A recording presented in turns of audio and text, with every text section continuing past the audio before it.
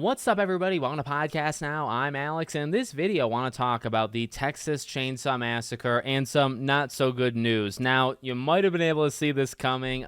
There's a lot of very divisive opinions, I think, on Gun as a company, as a developer. And while I'm not, too well-versed, I haven't played this game in a while, I can respect the frustration. At the end of the day, games like this, at their fundamental root, live and die by the fandom, by the hardcore fandom. And if they feel that they aren't being treated with respect and they're being lied to and all this different stuff that I have seen, accusations and some proof even of how Gun has acted, I got to respect the fans there. So, I hope that there's a nice end to this story. And where we're at is there's no future. Now, the game is not being shut down and it's not being delisted. Those are two very important things. And while I think that day is coming, I guess we'll maybe save that to the end of the video. Well, I think that's on its way, and that's when we can say a true goodbye to this game. The future is definitely killed off, in terms of what they're doing. So straight from them, from their own blog post, here we go. One line that has made, I think, a lot of people very mad on social media: we feel proud of the game we've made, and we're happy that we're at a point where we feel the Texas Chainsaw Massacre has reached its full potential. From the very beginning, we've always had a clear and concise vision for this game. With that being said, the Texas Chainsaw Massacre will not be receiving any future content or support. This means there will be no more DLC, balance updates, or bug fixes after our upcoming May patch. You can still expect a few more patches in the future in order to transition towards peer-to-peer matchmaking. The Texas Chainsaw Massacre will still be playable and is not being delisted from storefronts.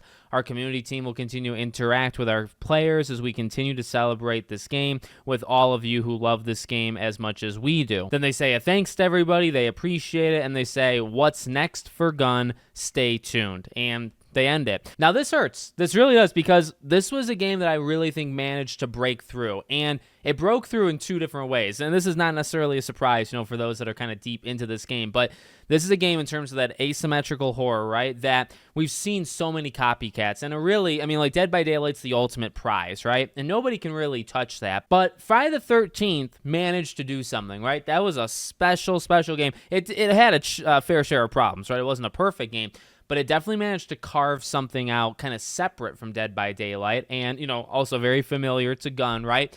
And so you had that, and then you had all of these other copycats that, again, were really kind of, I would say, gunning for Dead by Daylight, but then also really Friday the 13th, right?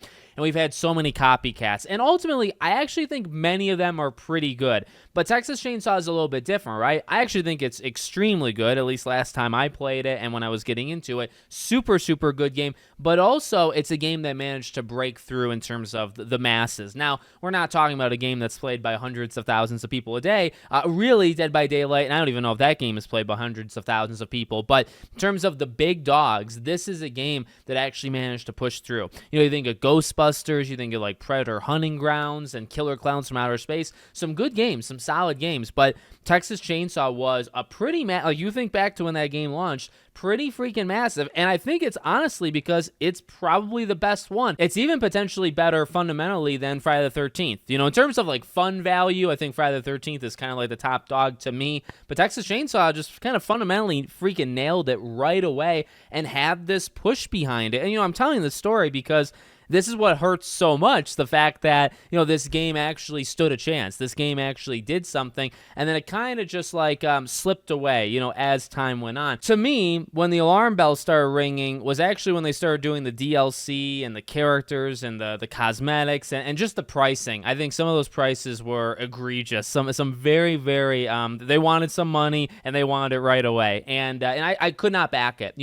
Really, I don't even think I've played the game since the first. I think I played maybe one that first wave of DLC, but I never participated in any of the DLC. I just felt bad value, in my opinion. I think it was just a massive overcharge. So that's really when I started to disconnect, and I think, again, as I've seen, especially nowadays, seems like people are pretty frustrated with them. I think it's because this game has gotten much more serious, and I don't think there's the proper balancing as there should be in a game like it. So, I don't need to get into the nitty-gritty. Maybe one day we will, when we say goodbye to this game.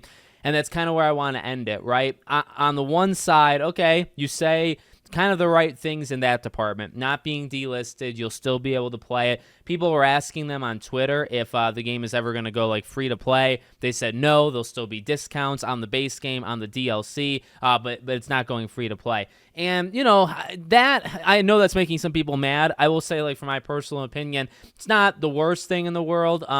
I think I would expect it more. I would push for it more if the game was shutting down. Now, I think the game will shut down. That's kind of the end of the story, right? And that's why it's actually the most sad, is because this is step one. You're seeing Evil Dead be taken offline. You know, we've talked about that before, and kind of like a quick and very quiet, you know, death for Evil Dead. For this game, like, this is the first step. You know, when updates stop for a game that's very one-dimensional, and I mean, it was created to be one, and when I say one-dimensional, like Texas Chainsaw, right, like one property, you know what you're doing when you do that. You know, it's a blessing and a curse. You know, it can work, and it can work for an okay period of time, but eventually, you know, it's going to result in the game just being done, and it's happened literally every single time. Not all the games have technically been taken offline, but just so many are dead. So many of them are just, you know, you're not going to find people to play with, or the experience just isn't there anymore. You know what you're getting into. So this is step one. When you stop the updates, when you stop DLC, the next step is classically the game's done. So